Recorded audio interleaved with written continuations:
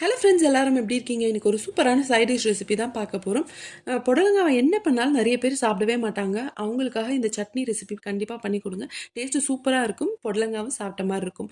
இது வந்து இட்லி, தோசை, சப்பாத்தி, ஈவன் ரைஸ்க்கு கூட யூஸ் பண்ணிக்கலாம். டேஸ்ட்டு சூப்பராக இருக்கும். ட்ரை பண்ணி பாருங்கள். இதுக்காக ஒரு கடாயில் கொஞ்சமாக ஆயில் ஊற்றிட்டு உளுத்தம்பருப்பு, கடலைப்பருப்பு, ஒரு 10 பல் பூண்டு, 4 துண்டு இஞ்சி, ஒரு 6 வரமிளகாய் ஆட் பண்ணிவிட்டு நல்லா வதக்கிட்டு, இதில் 2 மீடியம் சைஸ் அளவுக்கு வெங்காயத்தை கட் பண்ணி வச்சுருக்கேன். அதையும் ஆட் பண்ணிட்டு தேவையான அளவுக்கு உப்பு ஆட் பண்ணிவிட்டு இது கலர் சேஞ்ச் ஆகிற வரைக்கும் வதக்கிட்டு, இதில் ஒரு மீடியம் சைஸ் அளவுக்கு தக்காளி, ஒரு 3 சின்ன சின்ன புடலங்காயை நறுக்கி வச்சுருக்கேன். அதையும் ஆட் பண்ணிவிட்டு இது நல்லா வதக்கிக்கலாம். இதில் ஒரு குட்டி எலுமிச்சை சைஸ் அளவுக்கு புளி ஆட் பண்ணிவிட்டு இதில் தண்ணி எதுவும் ஆட் பண்ண தேவையில்லை. அந்த புடலங்காயிலேருந்து தண்ணி இறங்கும். அதிலேயே வந்து குக் பண்ணாவே போதும்.